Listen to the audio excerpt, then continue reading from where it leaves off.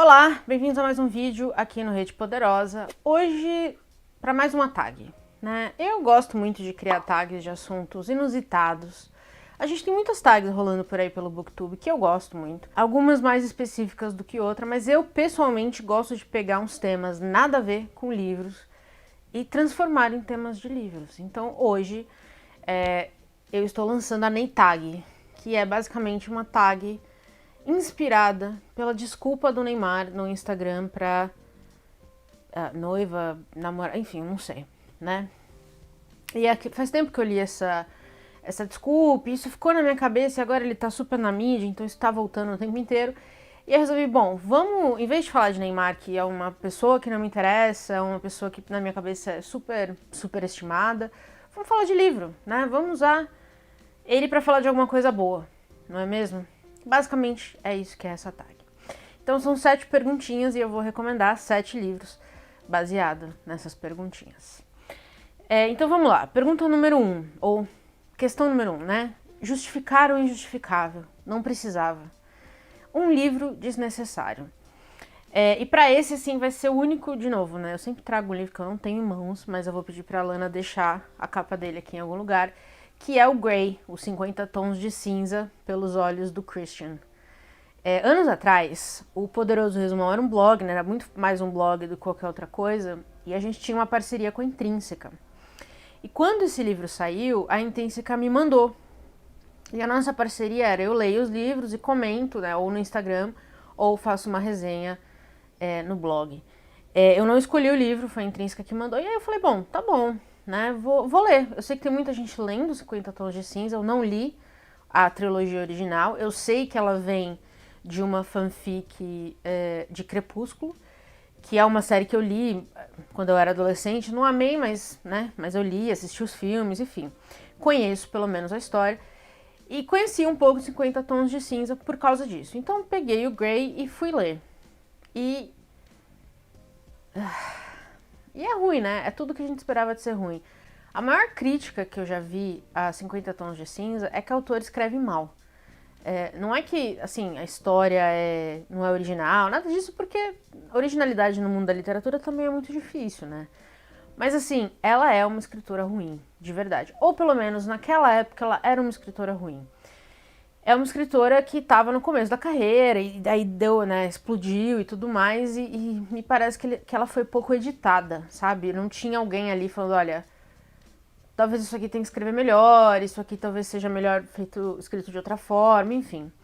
Esse é um livro que eu achei desnecessário, e quando eu conversei com pessoas que gostavam de 50 Tons de Cinza, né, da trilogia original, eles me falaram que o Grey adicionou muito pouco à história.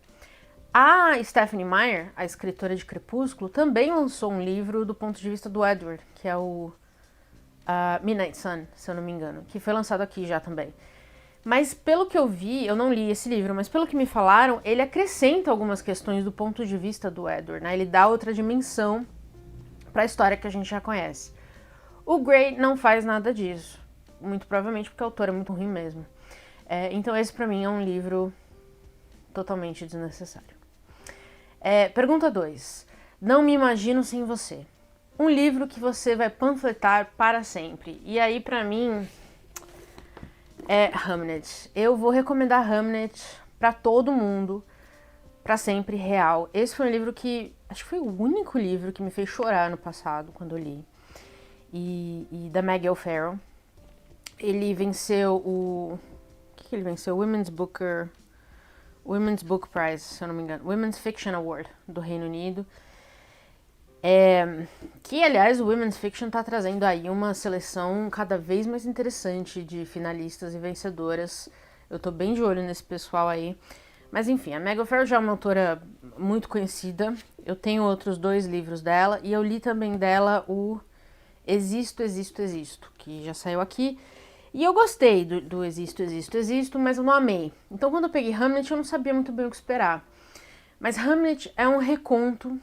Não posso dizer que é um reconto, na verdade. Eu ia falar que era um reconto da vida de Shakespeare, mas não é bem isso. Porque o foco não é em Shakespeare, né? O foco é na família dele, na esposa principalmente, na Anne, ou na Agnes, e nos filhos. O Shakespeare teve 3 filhos, um deles era o Hamnet, que dá nome aqui ao livro. Existe uma teoria de que Hamlet, a peça, foi inspirada na morte do filho dele para praga, né, para peste negra. E na verdade muitos dizem que não, que Hamlet nada mais é do que um reconto de uma história viking, que aliás é a história recontada em O Homem do Norte, que saiu recentemente, saiu ano passado, né, na verdade. Não é um filme incrível, mas é um filme bom. Então, enfim, não se sabe muito bem qual a origem de Hamlet, né? De onde que o Shakespeare tirou a inspiração. A Maggie O'Farrell parte do pressuposto de que foi da história do filho. Então ela vai contar pra gente, ela vai recriar a história do Hamlet e da família de Shakespeare. O nome dele, especificamente, não aparece nenhuma vez nesse livro. Mas eu acho que isso só nos mostra... É incrível, isso me deixou mais impressionada ainda porque isso só prova o poder de Shakespeare. Mesmo quem talvez nunca tenha lido Hamlet vai saber sobre quem é esse livro. Quem é o autor que ela cita, né? Ela cita o autor, ela fala o tutor, o pai, mas nunca fala Shakespeare. Porque o nome dele aqui não importa, né? Porque a história não é dele. E Hamlet, ele é irmãozinho, ele tem 2 irmãs, e aí a Judith, que é a irmã dele, fica doente com a peste. E ele quer trocar de lugar com ela, porque ele não quer que ela morra, né? Ele vai sentir muita saudade dela e tudo mais. E aí tem todo esse tom de realismo mágico, assim, porque ele de fato troca de lugar com ela. O Hamlet, a gente sabe, né, historicamente, que ele morreu muito jovem por causa da peste. Mas a forma como ela conta toda essa história, que primeiro foi a irmã dele que estava doente, que ele queria de alguma maneira trocar de lugar com ela. Você já começa a conhecer, né, o Hamlet menino que nunca teve voz, que nunca contou a própria história. De repente ele tem uma história para contar aqui. E o final, quando Hamlet, a peça é encenada, e a forma como ela linka tudo, é de tirar o fôlego, assim, pra mim. A escrita desse livro e o final, quando ela, né, o pai honra o filho pela peça, porque o Shakespeare chega atrasado, né? Ele não consegue se despedir do filho. Então, assim, é muito bonito esse livro. Eu gostaria muito de saber, de ver mais pessoas lendo Hamlet, porque eu quero muito saber, conversar com quem leu, pra ver se todo mundo teve a mesma impressão que eu. Porque eu já não sou uma pessoa que choro muito em livro, mas eu terminei esse livro aos prantos, real. Foi muito forte. Deixa eu ver se eu leio um trechinho aqui, alguma coisa pra vocês terem uma noção. Talvez um gostinho da escrita dela. Toda a vida tem sua essência, seu núcleo, seu epicentro, do qual tudo flui, para o qual tudo reflui. Esse momento é o da mãe ausente, o menino, a casa vazia, o pátio deserto, o chamado sem resposta. Ele parado ali nos fundos da casa, chamando as pessoas que o alimentaram, vestiram, que o embalaram até dormir, seguraram-lhe a mão quando ele deu os primeiros passos, lhe ensinaram a usar a colher, a soprar a sopa antes de tomá-la, a ter cuidado ao atravessar a rua, a não responder, a lavar o copo antes de usar, a manter distância de águas profundas. Esse momento ficará gravado a fogo nela pelo resto da vida. Esse livro é lindo demais. Enfim, eu vou panfletar para todo sempre, então vocês me aguardem, que eu acho que não é a última vez que ele vai aparecer aqui. E é isso. Próxima pergunta. Não sei se vamos dar certo, mas hoje você é a certeza que eu quero tentar. Um livro clássico que você está protelando para ler, mas que você vai ler. Que é bem, assim, o tema da minha vida é livros que eu estou me arrastando para ler, mas eu vou ler um dia, quem sabe, não sei. E esse pra mim é O Morro dos Ventos Uivantes, da Emily Brontë. Eu tenho essa edição da Martine Claret e eu tenho uma outra edição que eu acho que tá ali, mas eu não tenho certeza. Mas enfim, esse aqui é pra ilustrar. Essa edição bem bonitinha, ó, cinza com amarelo, acho uma combinação super linda. E eu tô pra ler esse livro, assim, anos e anos e anos. E eu só pego ele, e aí eu ponho de volta, aí eu ponho na minha lista, aí eu acho outro livro que eu quero ler, eu troco, eu ponho ele pra depois. E assim nós temos passado anos e anos, mas eu quero ler, é um clássico que me interessa. Eu sei que é um livro que inspirou muitas histórias, inclusive, se eu não me engano, Crepúsculo, não foi? Tô louca? Talvez. Inspirou muita coisa. E tem que ler, né? Esse tipo de livro que inspira toda uma corrente editorial, como foi o Morro dos Ventos Vivantes, Vivantes não podem ficar para depois. Então, eu vou ler, mas estou devendo ainda, por enquanto. Quando eu ler, eu vou fazer um vídeo sobre ele com certeza, só para comemorar que eu finalmente li. Próxima pergunta. Errei, quem nunca? Um livro que trata de infidelidade.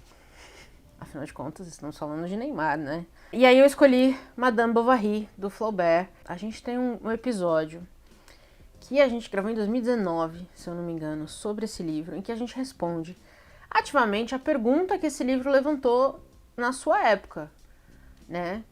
É uma história de puta ou não? Porque a Bovary foi chamada de tudo que você possa imaginar. Este livro é inspirado numa história real, então uma mulher que fez todos os franceses questionarem a moral e os bons costumes, e a gente responde se é ou não um livro de puta.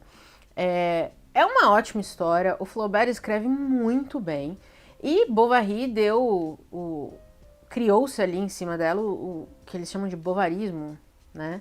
Que é aquela coisa de você sempre almejar algo que você não tem, sempre almejar o amanhã, uma vida melhor, uma vida, enfim, mas é sempre essa coisa da querer, né? Da querência externa a você mesmo.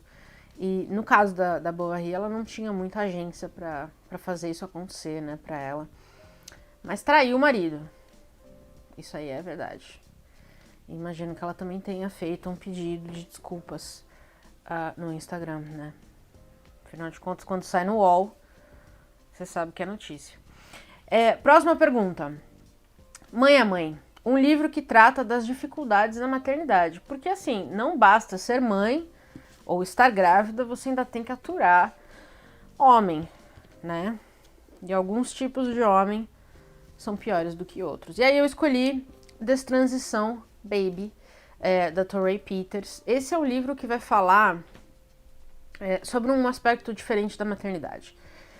A gente vai ter duas mulheres trans e uma mulher cis que vão se juntar aí meio sem querer no começo, mas depois com muita intenção, para cuidar de uma criança que vai nascer. E aí a história da vida delas é muito complicada, obviamente, né? Uma das pessoas que geram esse filho é um homem biológico, mas virou uma mulher trans, e aí vai contar como é que foi esse processo e depois a destransição, porque ele volta a ser homem depois. E aí ele começa até a namorar uma mulher cis, que é a mulher que engravida. E aí aqui tem toda uma conversa sobre gênero, mas também tem uma conversa sobre maternidade, né? O que é uma família, o que é uma mãe, e o que importa de verdade no final das contas, né? Essa criança vai ter 3 pessoas cuidando dela. É muito mais do que muita criança tem por aí, né? Então a gente tem o papel de discutir se isso aqui é justo ou não, é válido ou não, né? Então é isso. Acho que no mundo que tem tão pouco amor, ler um pouquinho sobre pessoas que querem compartilhar esse amor e querem cuidar de uma criança é sempre positivo. Eu recomendo muito. É um livrinho que ele parece longo, mas ele é rapidinho de ler. 315 páginas, mas você lê super rápido. Resuminho aqui, ó. Um romance sobre 3 pessoas, trans e cis, cujas vidas colidem quando uma gravidez inesperada as força a confrontar seus desejos mais profundos sobre gênero e parentalidade. Então, se esse é um assunto que te interessa, eu acho que esse é um livro muito fora da caixa para você, assim. Gênero e maternidade são 2 assuntos que a gente não costuma ver tanto, e eu acho que esse aqui nesse livro é abordado de uma maneira muito suave, muito sensível e muito bonita também. Então, recomendado. Próxima pergunta. Fui moleque. Errei, fui moleque. Enfim, né? Um livro com personagem adulto que age como criança. Afinal de contas, a pessoa a quem nos referimos aqui tem 30 anos, né? Não é mais criança, não é mais moleque, não tem mais isso do menino Ney, não é mesmo? É um homem e a gente espera que haja como homem. Minha recomendação é Eu, Tituba, a Bruxa Negra de Salem. Porque tem um personagem aqui que a gente vai vir aí o episódio, eu tô pensando no calendário, esse vídeo vai sair, o episódio vai sair depois só. Então, Esse aqui é o nosso livro de setembro do podcast, então aguardem, porque vem aí o episódio em que a gente fala desse livro. A gente teve uma conversa que eu gostei muito sobre esse livro, que é sobre a questão feminista e tudo mais, mas enfim. Esse livro tem um personagem chamado John Indian, que eu no episódio chamei de o Neymar de Salem, porque ele é um babaca, né, e principalmente com mulheres. E ele, enfim, ele é um negro escravizado, mas ele não age como um, sabe? Ele passa muito pano pro povo branco, ele aceita muita coisa que ele não deveria aceitar. Inclusive, uma hora a Tituba questiona ele, fala, como é que você aceita esse tipo de coisa? E basicamente ele é o tipo de cara que, se não afeta ele diretamente, ele não vai se mexer pra mudar. E aí, pessoalmente, né, do ponto de vista amoroso, ele é absolutamente um lixo. Então eu acho que cabe aqui nessa tag perfeitamente, não é mesmo? Mas ouçam o episódio, tá? Porque o Tituba é um livro muito importante, eu acho, pra gente conversar sobre as bruxas de Salem, né? Ela foi a primeira mulher, ela foi uma das mulheres a ser exterminadas em Salem. Ela existiu, mas a gente sabe muito pouco sobre ela. Então a Maricé Condé, ela dá a voz a Tituba, né? Pra ela poder contar a história da vida dela, que a gente não sabe, obviamente é ficcionalizado, mas a gente não sabe muito sobre ela, não. E aí no episódio a gente destrincha isso um pouco melhor. Recomendo o livro e recomendo você ouvir o nosso episódio. E para fechar essa tag é Al Hilal, né? Um livro de literatura árabe que você recomenda para quem vai jogar por lá, né? O fim da carreira, essa coisa toda, né? Enfim, quando tá acabando a carreira, a gente se alinha a ditaduras só para ganhar dinheiro. É o que importa. E aí a minha recomendação vai ser Memória para o Esquecimento, do Darvish. A gente tem um episódio também sobre esse livro. Eu e o Caio ficamos, assim, apaixonados por esse livro, na real. Se você ouvir o episódio, você vai ver que a gente babou um ovo intenso. A Tábua, aqui com o Darvish, a Tábua matou a pau. A escrita dele é belíssima. Esse livro se passa em um dia no cerco de Israel ao Líbano, a Beirute, especificamente, que é onde o nosso personagem principal vive. E a primeira, já no começo, assim, a gente tem a cena que pra mim foi muito marcante, que é ele acorda, né, o nosso personagem acorda e ele quer ir pra cozinha da casa dele, fazer um café pra começar o dia dele, né, como a gente, né. Eu amo começar meu dia com um cafezinho fresco. Só que ele não consegue ir do quarto pra cozinha, porque ele passaria pela sala, que tem um janelão que dá de frente pro mar, onde os israelenses estão fazendo o cerco da cidade. E ele tem medo de andar ali e tomar uma bomba, literalmente, deles verem ele passando e lançar uma bomba dentro da casa dele. Então, assim, dentro de casa ele é refém desse círculo que Israel tá fazendo na cidade. E aí ele vai contar como vai ser esse dia pra ele. E aqui tem um pouco de tudo, né? Tem um pouco de jornalismo, é óbvio que é baseado numa história real. Tem o jornalismo dele, tem a poesia do Darvish. Ele é um poeta, na verdade, ele é conhecido como o maior poeta do mundo árabe. E aí ele coloca isso na prosa dele. Então você lê trechos absolutamente maravilhosos. Deixa eu achar um pra vocês, porque eu sou assim. Ó, vou falar o que tá aqui atrás, que é o mais fácil, que é o seguinte. Afaste o recipiente do fogo baixo para que a mão realize sua primeira invenção do dia. Não preste atenção aos foguetes, às bombas ou aos jatos. Essa é a minha vontade. Espalhar o aroma do café para possuir o amanhecer. É isso. Ele só quer ter um dia normal, mas ele não pode, porque a situação da cidade é completamente complicada. Então, recomendo demais esse livro, recomendo Darvish. Eu tô empolgada com a Tábua trazendo mais dele pra cá, eu acho que é justo, eu acho que a gente precisa de mais dele aqui. A literatura dele é muito necessária, de verdade. Então, ouça o episódio, eu vou deixar tudo linkado aí onde ficam os links, mas é isso. E é isso, essa é a minha Neitag. Não sei se vocês gostaram, espero que sim. Respondam a tag nos comentários, me recomendem livros, eu sempre peço recomendações, eu gosto muito de recomendações. Então fiquem à vontade para responder. Eu vou deixar as perguntas também aí embaixo. E aí vocês podem responder se vocês quiserem. E nos vemos semana que vem com mais um vídeo aqui no Rede Poderosa. E tchau!